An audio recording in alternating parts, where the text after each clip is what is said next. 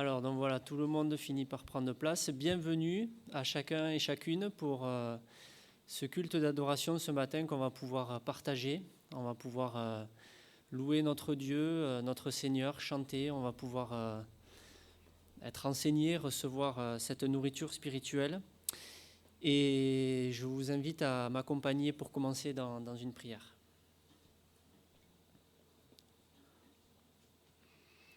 Seigneur notre Dieu, nous voulons te remercier de tout l'amour que tu as pour nous. Merci Seigneur parce que tu as voulu nous racheter et merci parce que tu nous as donné à un moment de notre vie un cœur qui était prêt à t'écouter, qui était prêt à se mettre à tes pieds, et tu nous as donné vraiment toutes les armes lorsque nous sommes venus au pied de la croix pour comprendre quel est ton amour pour nous. Et on veut vraiment te remercier parce que par nous-mêmes, nous ne sommes capables de rien, mais c'est toi qui nous donnes tout. C'est toi qui nous accompagne, c'est toi qui nous porte dans cette vie. Et nous te remercions parce que nous avons cet espoir de te voir lorsque nous serons réunis avec toi. Merci parce que c'est ça qui met la joie dans nos cœurs. C'est ça qui nous donne l'espérance.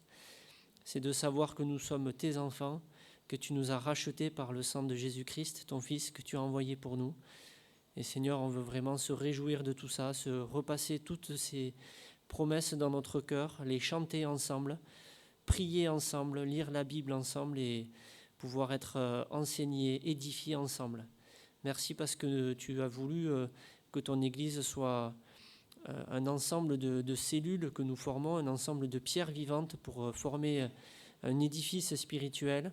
Et ce matin, nous voulons vraiment, sous cet aspect, nous rassembler pour te louer, pour vraiment déposer toute notre adoration devant toi.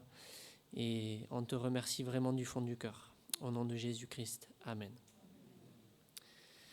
Alors, je vous propose de commencer notre culte d'adoration. On va chanter ces deux premiers chants.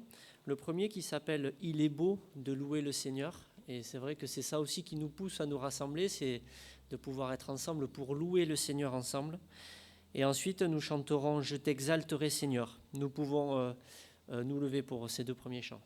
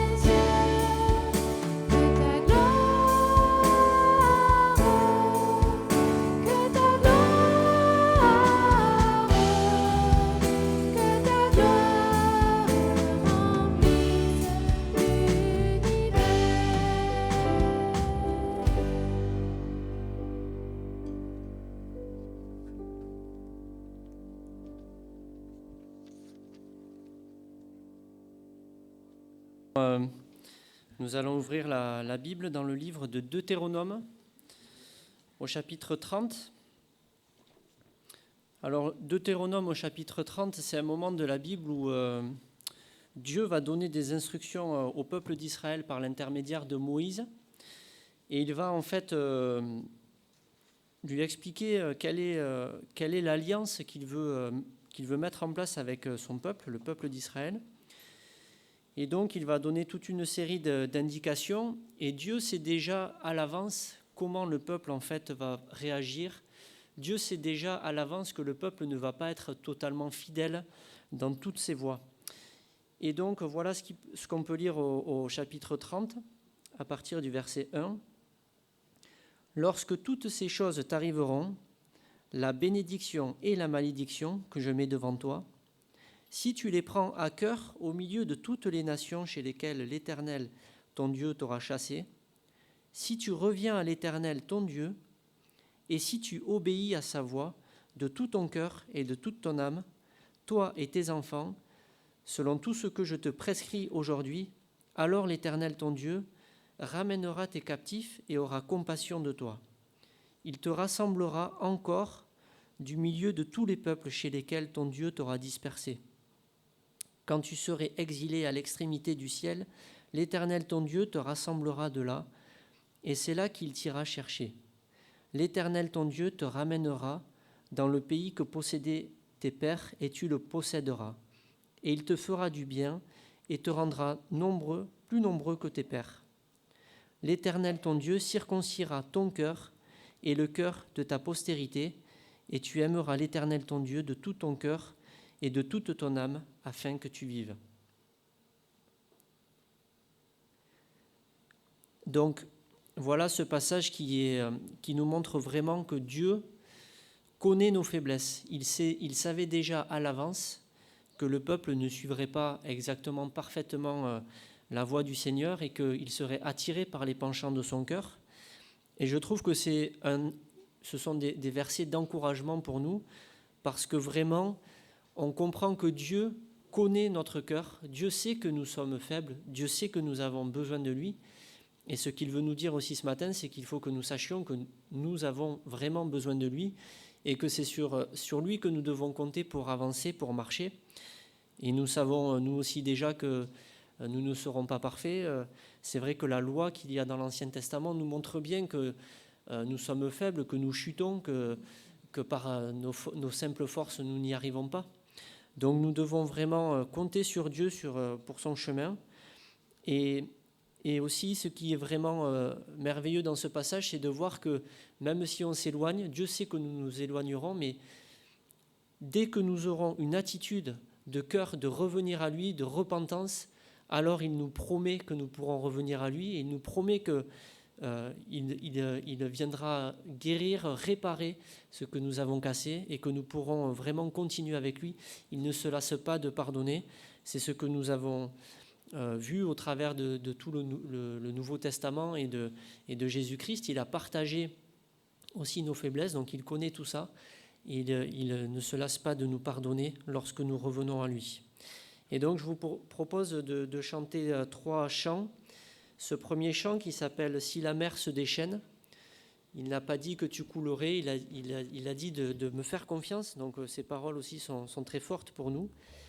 Nous chanterons ensuite « Entre tes mains j'abandonne » et ensuite nous chanterons « Quelle grâce incomparable », des chants qui nous parlent vraiment du fait que nous devons nous abandonner à Dieu et le laisser conduire vraiment notre barque au travers de tout ce que nous vivons. Nous pouvons nous lever pour ces chants.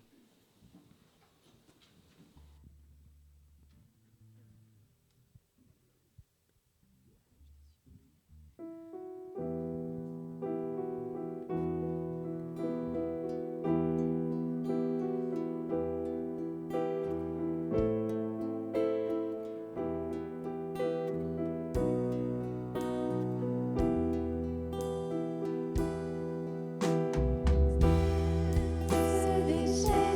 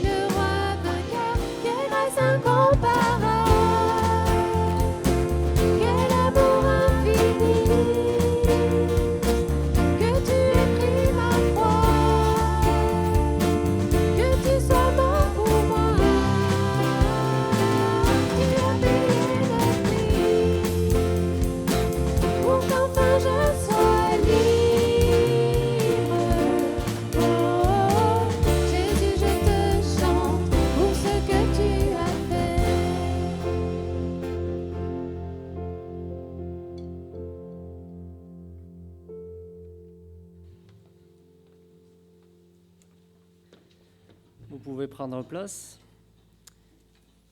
Et donc nous allons lire un autre passage dans Deutéronome 30, un petit peu plus loin, au verset 11. On a vu toutes les promesses de l'Éternel pour les hommes qui acceptent de le suivre, comment il veut nous tenir et nous guider. Et voilà ce qu'il nous dit donc au verset 11. « Ce commandement que je te prescris aujourd'hui n'est certainement point au-dessus de tes forces et hors de ta portée. Il n'est pas dans le ciel pour que tu dises « Qui montera pour nous au ciel et nous l'ira chercher ? Qui nous le fera entendre, afin que nous le mettions en pratique ? Il n'est pas de l'autre côté de la mer pour que tu dises « Qui passera pour nous de l'autre côté de la mer et nous l'ira chercher ? Qui nous le fera entendre, afin que nous le mettions en pratique ? C'est une chose, au contraire, qui est tout près de toi, dans ta bouche et dans ton cœur, afin que tu la mettes en pratique. » Donc ici, nous avons une indication très importante sur la façon dont nous pouvons avoir accès à Dieu. Et c'est vrai qu'on comprend très vite que ce n'est pas une sorte de tradition, de rite, une forme quelconque en fait pour accéder à suivre des règles à suivre pour arriver à Dieu, mais c'est quelque chose vraiment qui se passe à l'intérieur de nous, dans notre intimité. Et c'est absolument incroyable de voir que le créateur de l'univers qui a créé cette immensité que nous connaissons, en fait, il se rend disponible dans nos cœurs et nous pouvons l'entendre parler à nos cœurs si nous prenons vraiment le temps de l'écouter. Donc on ne peut pas se trouver des excuses en fait pour se dire c'est quelque chose qui me dépasse, c'est quelque chose qui est bien trop grand pour moi. Non, on n'a pas d'excuses. Dieu vraiment est là et frappe à la porte de notre cœur. Et c'est donc un Dieu qui est accessible, que nous pouvons vraiment solliciter à tout moment. Et c'est un Dieu donc qui se met aussi à notre niveau, puisqu'il parle à nos cœurs. Et on le voit donc dans la vie de Jésus-Christ, il s'est fait homme pour vivre comme nous, il est venu vraiment se mettre à notre niveau, il connaît toutes nos luttes, tout ce qu'il peut y avoir dans nous, tout ce qui se passe en nous. Et donc là aussi c'est un encouragement de voir que l'accès auprès de Dieu est quelque chose de très simple, ça se passe vraiment dans nos cœurs.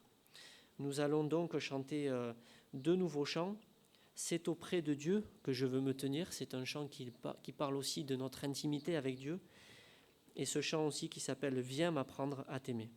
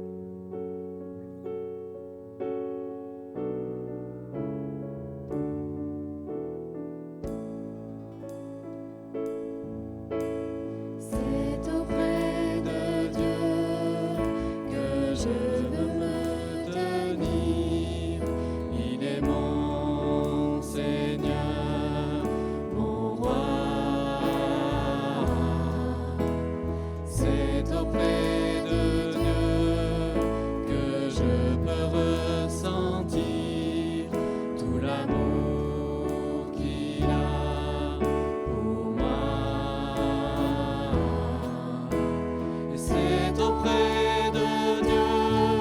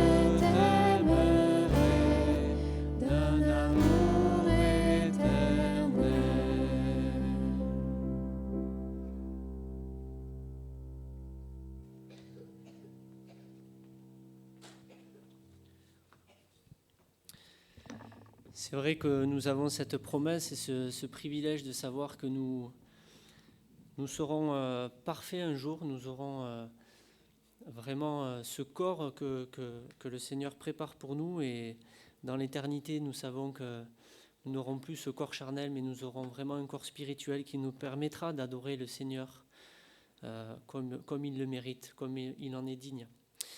Nous allons entendre l'enseignement ce matin, et je vous invite à prier ensemble avant.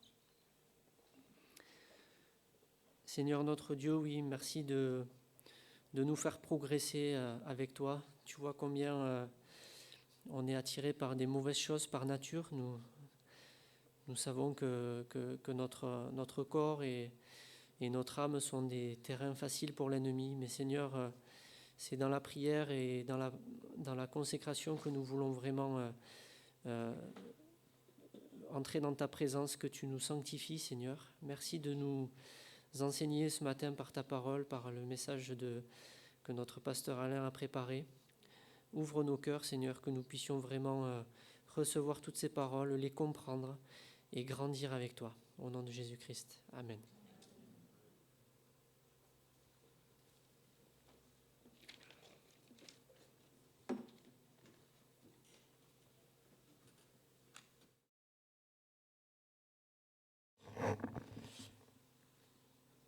Bonjour à tous, c'est un grand plaisir de pouvoir ensemble être autour de la parole de Dieu ce matin. Et nous allons prendre un thème de circonstance. Je vais commencer par une question toute simple. Qui a mangé des crêpes cette semaine? Voilà, vous pouvez lever la main, même à la maison, même si je ne vous vois pas à la maison. Oui, pas mal de gens ont mangé des crêpes. Alors la grande question qui se pose, mais pourquoi mangeons-nous des crêpes tout d'un coup début février? Alors ça, c'est la grande interrogation. C'est vrai que beaucoup de gens mangent des crêpes toute l'année. Mais voilà, aujourd'hui, cette semaine, on mange des crêpes abondamment. Et j'en profite donc pour faire un petit point entre notre vie dans l'année qui est remplie de traditions, de coutumes, et aussi ce que dit la parole de Dieu. Parce que si nous mangeons des crêpes, évidemment, c'est une tradition que les hommes ont instituée, puisque ne connaissant pas Dieu, il faut bien meubler, il faut bien se rassurer, il faut bien remplir le calendrier. Donc, à partir de février, les jours commencent à rallonger.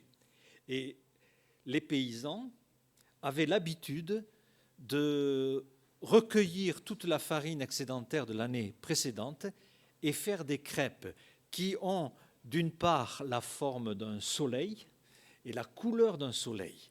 Et c'est pour un petit peu honorer ce soleil, car dans les campagnes, dans les temps anciens, on adorait le soleil. On pensait que c'était vraiment la source de toute vie. Et il est vrai que sans soleil, on ne peut pas vivre. Mais voilà, on adorait ce soleil. Et cette forme ronde de couleur dorée rappelle donc le retour des beaux jours. Et dans les villages, on faisait aussi des processions avec des flambeaux. Donc on chantait, on sillonnait les rues avec des flambeaux. De plus, puisqu'il commence à faire beau, dans les régions où il y a des ours, l'ours se réveille. Il se réveille pour voir si l'hiver est fini. Et dans bien des villages, on faisait aussi la chante de l'ours. On chantait pour les ours, on se transformait en ours, et on avait aussi des fêtes dans ces moments-là pour enfin chasser les ténèbres. Alors, devant ces coutumes, l'Église officielle, l'Église catholique, a voulu transformer la tradition et y ajouter de l'Évangile. Mais ça rend les choses un peu plus confuses parce qu'on ne peut pas mélanger la tradition et l'Évangile. Ou c'est l'un ou c'est l'autre. Et il est bon, quand on découvre ce que le Créateur du soleil, ce que le Dieu souverain a préparé pour nous, de le prendre de façon exclusive et totale. Et donc un pape qui s'appelait Gélaste, au 5e siècle, a dit, en voyant les flambeaux, on va les bénir. On va bénir ces flambeaux et on va donc christianiser ce qui se passe en février. Alors, les flambeaux vont devenir la fête des chandelles. Et donc, ces fameuses chandelles vont devenir de grande importance puisque on va les bénir. On va recueillir la cire qui était faite dans un village d'Algérie, Béjaïa, qui va donner le nom bougie. Et la chandeleur va devenir des cierges, puisque cierge veut dire brûler, éliminer, brûler. Et donc, ce pape va faire en sorte que l'on crée en début février des chandelles, des cierges qui vont être bénis. Et ces cierges, ces chandelles vont être apportées à l'église en début février. Et une fois par an, tous ces cierges sont bénis, de sorte qu'après, quand on prend un cierge et on le ramène chez soi, on est protégé, puisque nous avons à la maison un élément qui a été béni, qui a été sacralisé. Cette fête des chandelles et cette bénédiction, comment la relier à l'Évangile ? Dans un sens, il n'y a pas de lien. Mais on a un peu forcé les choses, car on s'est aperçu que le 2 février, le grand jour des crêpes, le 2 février est une date qui n'est pas au hasard. Car entre Noël et le 2 février, alors vous les enfants, vous pouvez calculer combien y a-t-il de jours. Vous pouvez calculer avec vos petits doigts, vous utilisez tous les petits doigts et vous les multipliez par 2. Et quand Marie et Joseph sont arrivés au temple pour présenter Jésus, Siméon a dit une chose incroyable. Il a dit, voilà, le salut, j'ai devant moi le salut. Et dans Luc 2, 27, nous lisons, les parents apportaient le petit enfant, Jésus, pour accomplir à son égard ce qu'ordonnait la loi.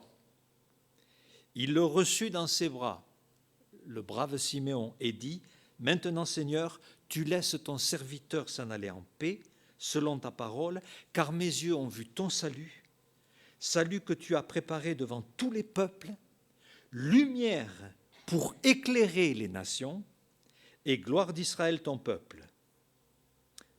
Voilà, le salut. Et puisque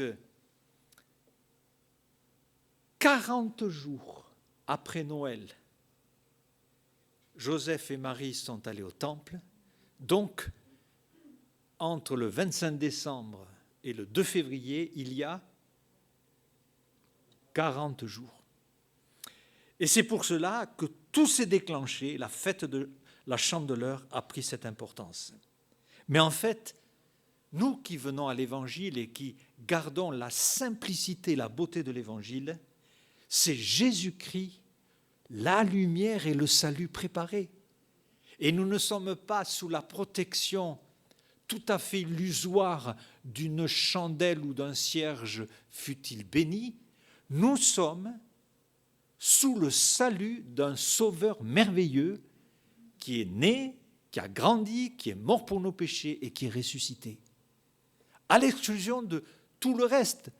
Et pourquoi l'exclusion ? Parce que seul Christ sauve, protège et bénit. Évidemment, Jésus-Christ lui-même reprendra ce thème dans Jean 8, 32. « Je suis la lumière du monde. Et celui qui me suit ne marchera pas dans les ténèbres, mais il aura la lumière de la vie. » En récupérant les traditions des peuples et des villages, l'Église a cru ainsi installer l'Évangile, mais elle ne l'a pas du tout installé.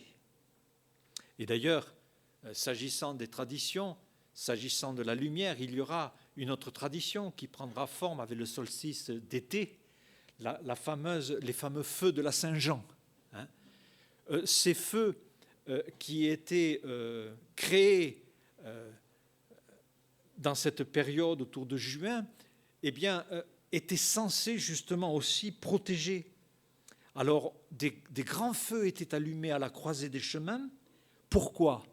Parce que les peuples étaient persuadés qu'en faisant ces grands feux, ils allaient empêcher que les sorciers, les magiciens, tous ceux qui jetaient des sorts, puissent le faire et auraient peur du feu et partiraient. On pensait aussi écarter tout démon, tout mauvais esprit, tous les cataclysmes naturels qui allaient peut-être arriver. Là, l'Église n'a pas empêché cette fête païenne de continuer. Alors, pour la christianiser un peu, on l'appelait la fête les feux de Saint-Jean. Mais bon, voilà, c'est tout ce qu'on a pu faire. Mais ça ne veut rien dire, le feu de Saint-Jean. Jean-Baptiste a annoncé la venue de Christ, c'est tout ce qu'il a fait. Il n'y a aucun lien. Maintenant, revenons à notre couple qui, 40 jours après Noël, arrive au temple.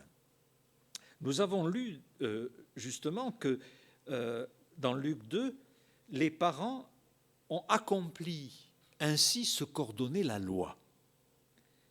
Joseph et Marie ont suivi la parole de Dieu, car Joseph et Marie étaient une famille, c'était un couple. Et c'est l'Évangile qui nous le présente ainsi. Cela a été une famille d'accueil pour Jésus-Christ. Et comme ils étaient respectueux de la loi de Moïse, de la première partie de la Bible, à ce moment-là, eh bien, après la naissance de Christ, ils avaient 2 choses à faire pour obéir à la loi. La première chose, c'est ce que nous annonce Luc 2, 21, quand les jours de leur purification furent accomplis, selon la loi de Moïse, Joseph et Marie portèrent à Jérusalem Jésus pour le présenter au Seigneur. Tout mâle premier-né sera consacré au Seigneur. Et pour offrir en sacrifice 2 tourterelles ou 2 jeunes pigeons, comme cela est prescrit dans la loi du Seigneur.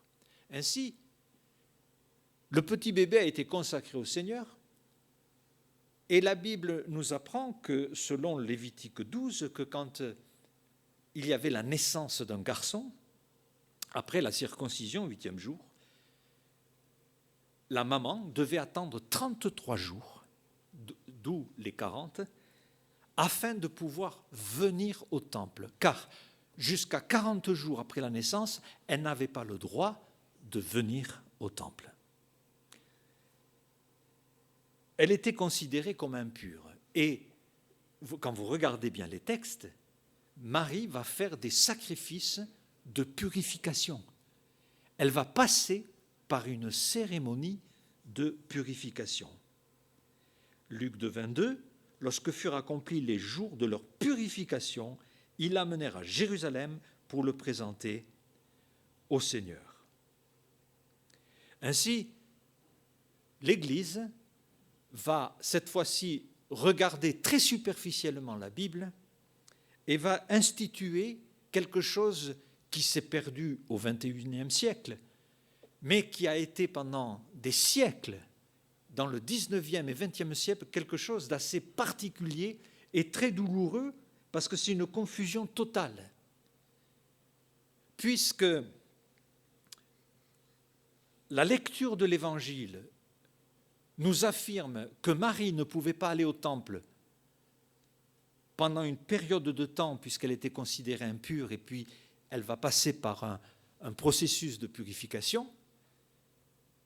Imaginez les futures mamans ou les mamans dans les églises autrefois qui donnaient naissance à un enfant, mais très souvent dans les siècles passés, eh bien la maman mourait en couche et ne survivait pas à la naissance.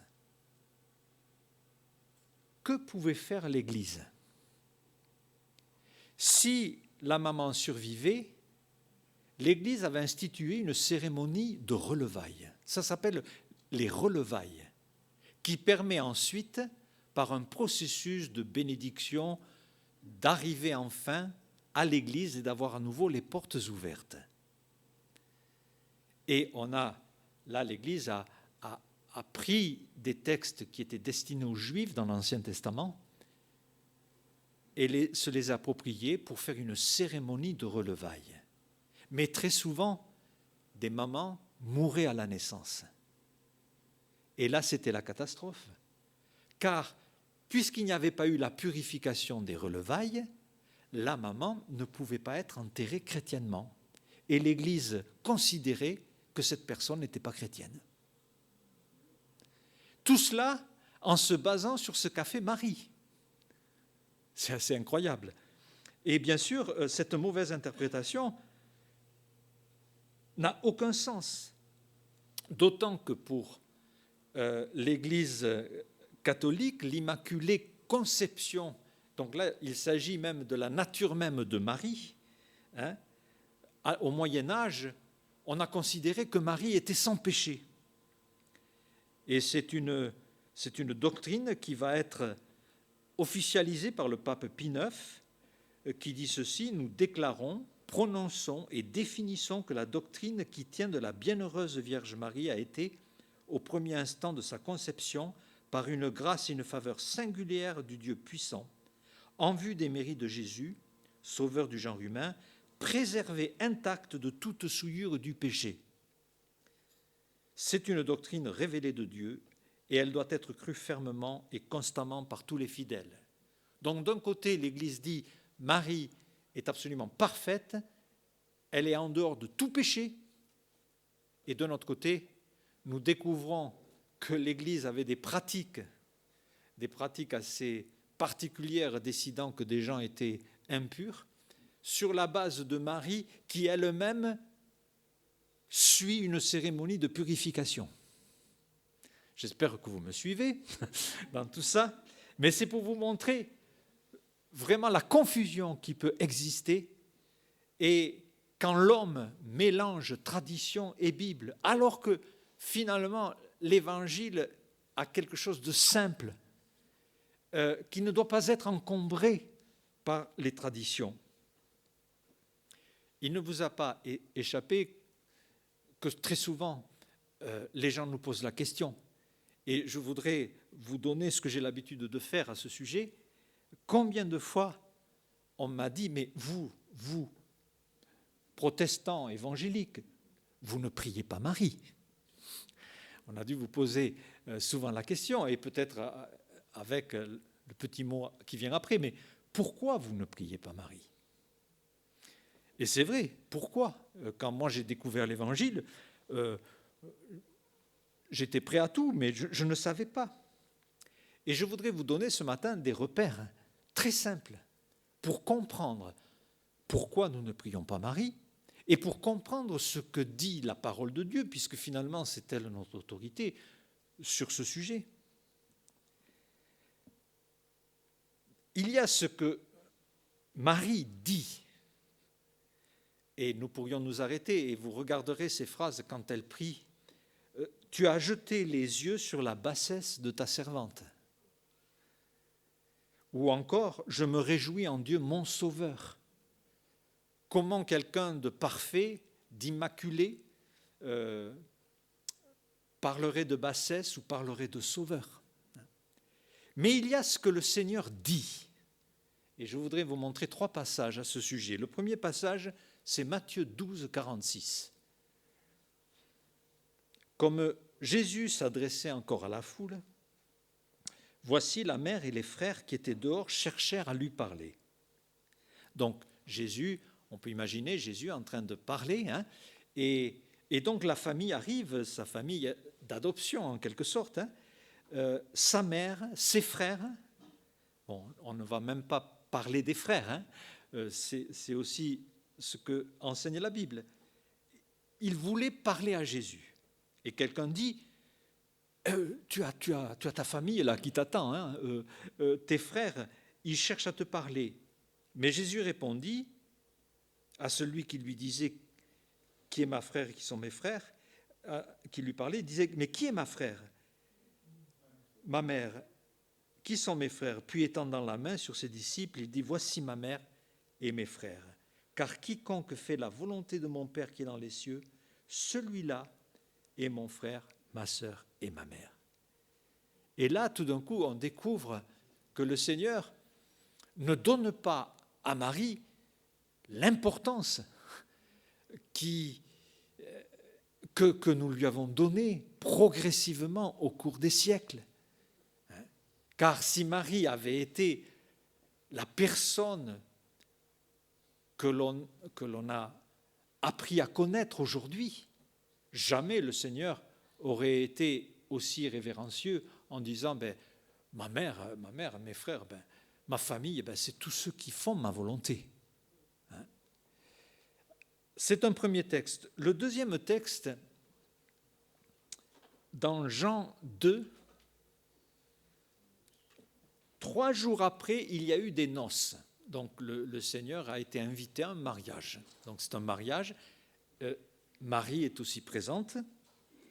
La mère de Jésus qui était là, et Jésus fut aussi invité aux noces avec ses disciples. Le vin ayant manqué, la mère de Jésus lui dit, « Ils n'ont plus de vin. » Jésus lui répondit, « Femme, qu'y a-t-il entre moi et toi? Mon heure n'est pas encore venue. » Sa mère dit au serviteur, « Faites ce qu'il vous dira. » Et le « qu'y a-t-il entre moi et toi » pourrait se traduire « est-ce à toi ou à moi de s'en occuper ?» Ou encore « est-ce à toi à me dire ce que je dois faire ?» Qu'y a-t-il entre moi et toi? Est-ce que c'est à toi de me dire ce que je dois faire? Et là, nous découvrons aussi tout d'un coup une rectification du Seigneur par rapport à Marie elle-même. Vous savez, les gens continuent à prier Marie, et quand ils prient Marie, c'est pour que Marie prenne nos requêtes et les présente à Jésus-Christ. Donc elle fait un peu le relais. Elle est un peu une médiation entre l'homme et Jésus-Christ. Et on pense qu'en priant Marie, il sera plus facile pour elle d'être entendue par Jésus-Christ. Mais le Seigneur, au moment où ça se passe, quand Marie fait justement à un moment donné dans l'Évangile, dans Jean 2, on voit que Marie, tout d'un coup, fait le relais un petit peu pour, voilà, je vais faciliter la chose, je vais aller voir Jésus et je vais lui souffler à l'oreille de faire quelque chose, quoi. Et là, Jésus-Christ enseigne, ça ne doit pas se passer comme ça. Ça ne doit pas se passer comme ça. Qu'y a-t-il entre moi et toi? Et sur ces choses-là, il n'y a rien. Ce n'est pas à toi à m'apporter les besoins des hommes. Je crois que là, c'est clair. Et quand nous étions sur Paris avec Harold et nous faisions beaucoup d'évangélisation dans la rue, chaque semaine, on était dans la rue pour chanter, pour parler. Ensuite, j'animais très souvent sur Charenton un stand biblique dans la rue. Et j'ai eu l'occasion un jour de croiser un fervent adorateur de Marie. Et il a eu à cœur une chose, il a eu à cœur de me convertir à Marie, pendant que moi j'avais à cœur de le convertir à Jésus-Christ.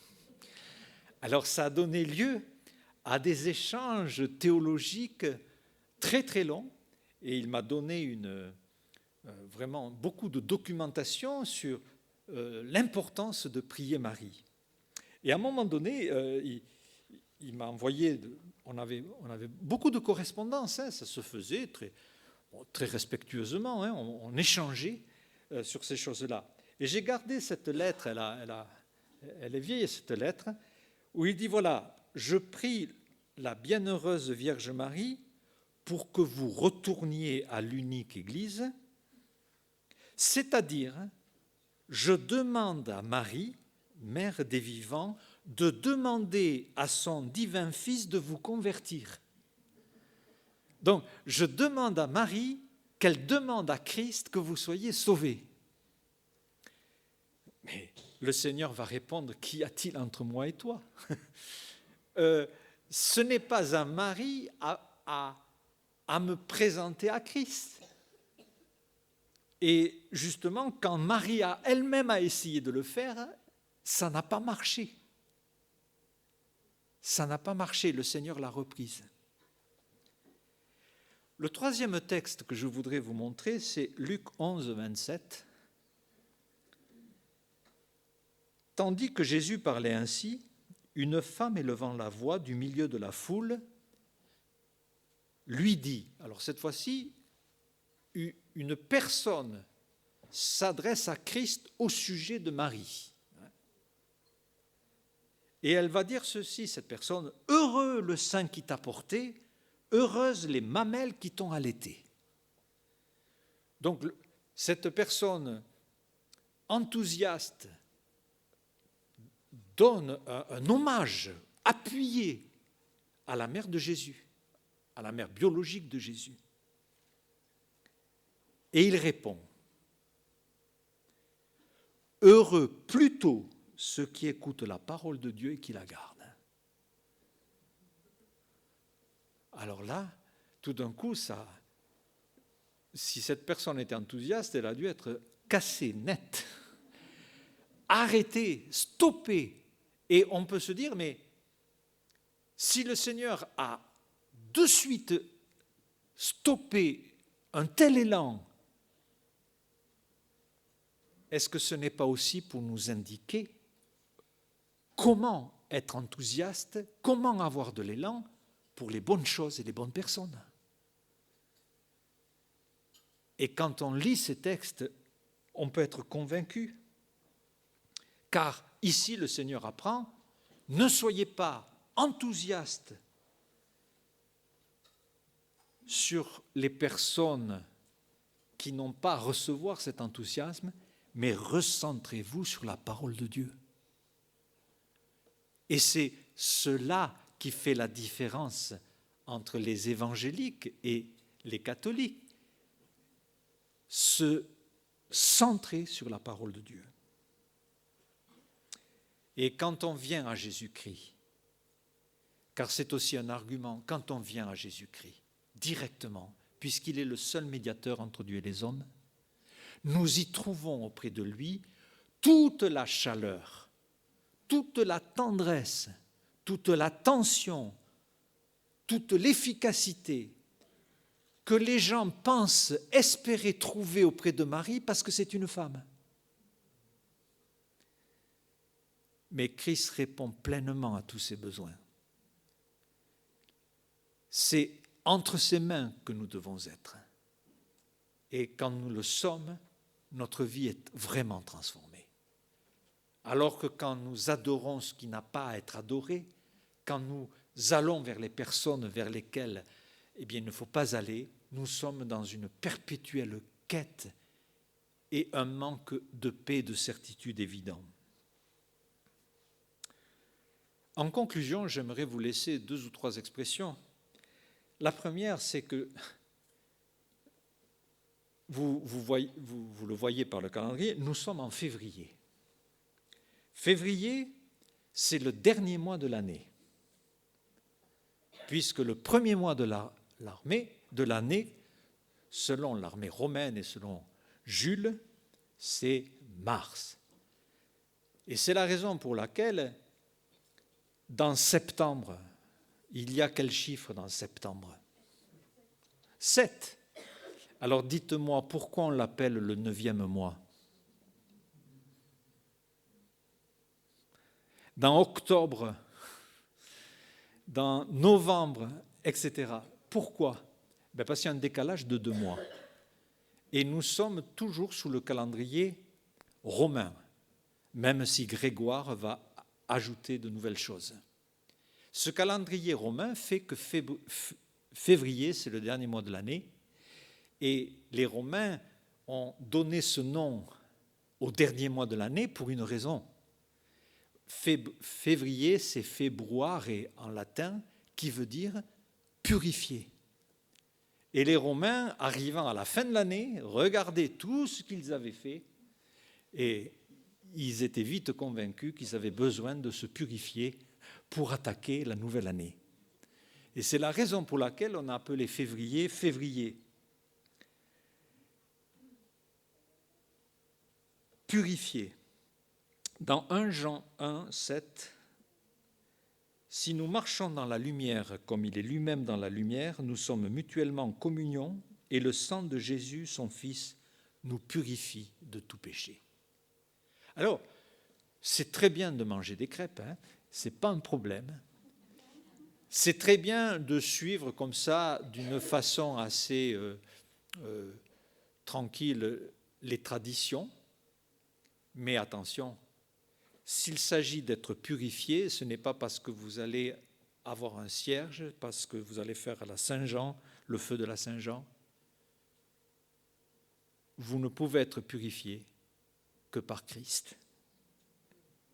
Si nous disons que nous n'avons pas de péché, nous nous séduisons nous-mêmes.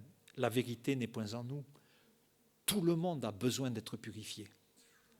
Si nous confessons nos péchés, il est fidèle et juste pour nous les pardonner et nous purifier, februare en latin, de toute iniquité.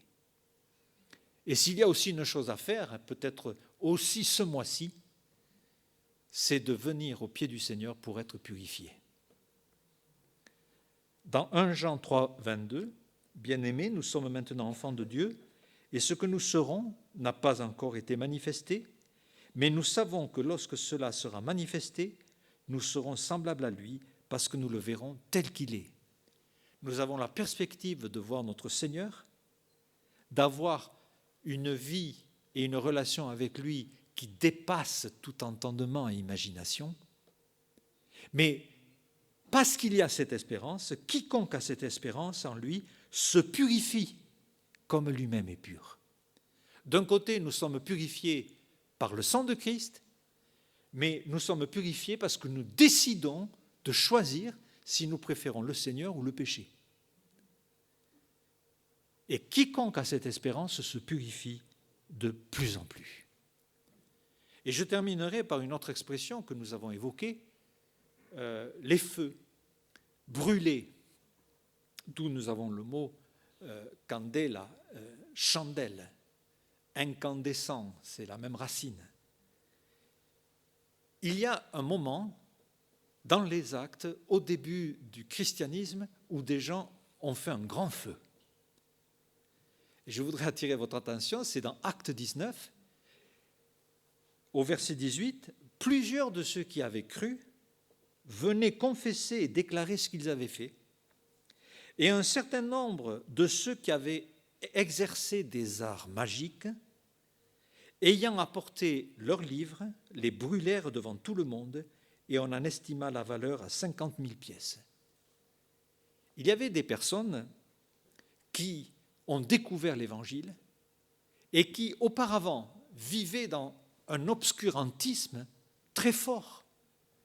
Cela nous a été rappelé par Benjamin dans ses derniers cultes.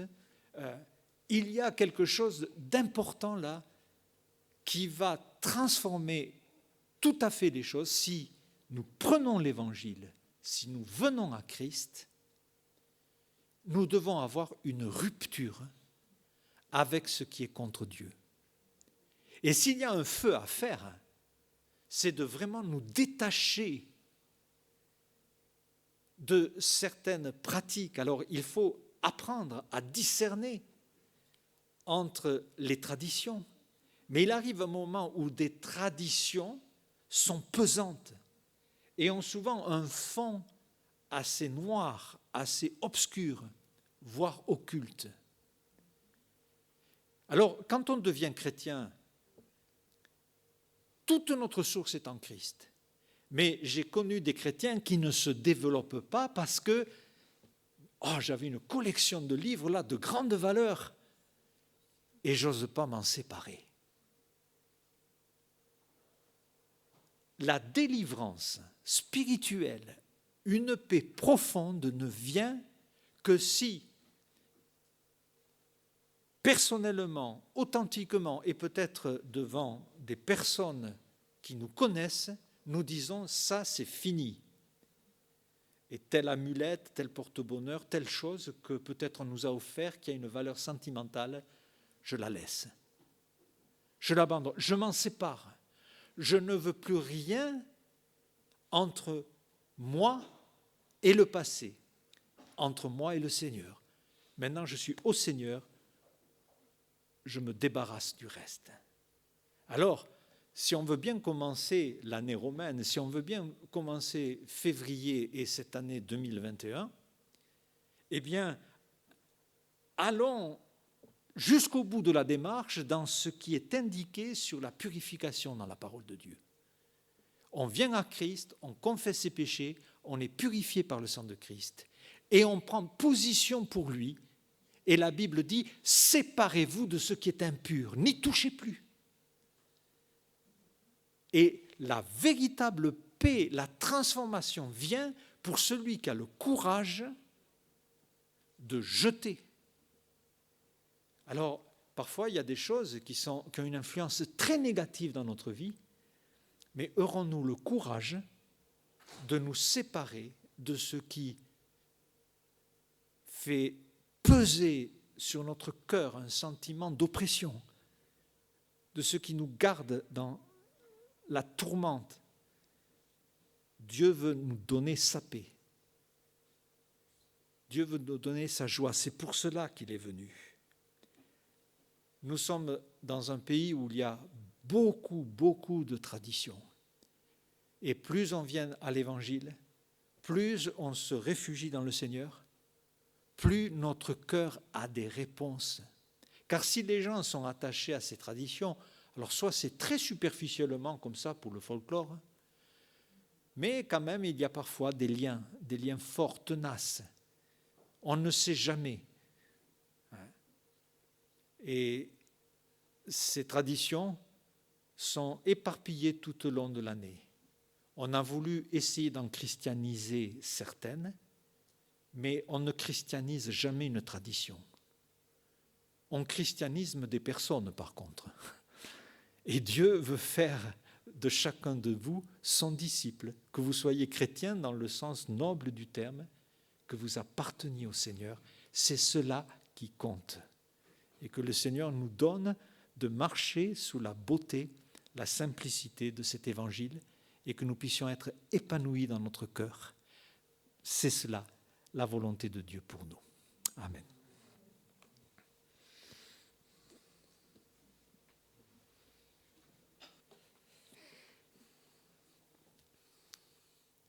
Je pense qu'on peut être reconnaissant pour ce message qui nous a éclairés, qui nous montre vraiment au travers de la parole qui nous fait grandir. Et je vous propose un chant, Christ et la lumière. On peut se lever pour chanter ce chant.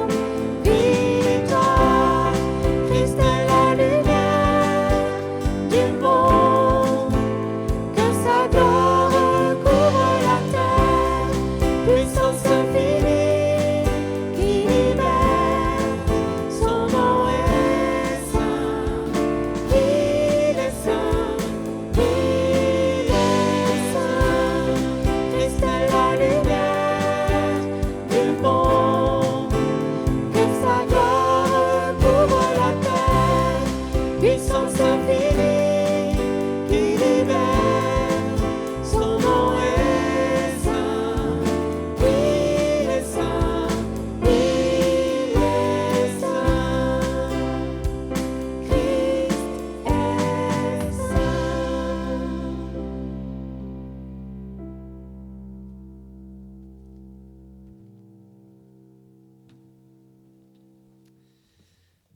Nous pouvons nous asseoir, il est temps de dire au revoir et de remercier les personnes qui nous ont suivis par le culte en ligne sur YouTube. Et je vais à présent relaisser...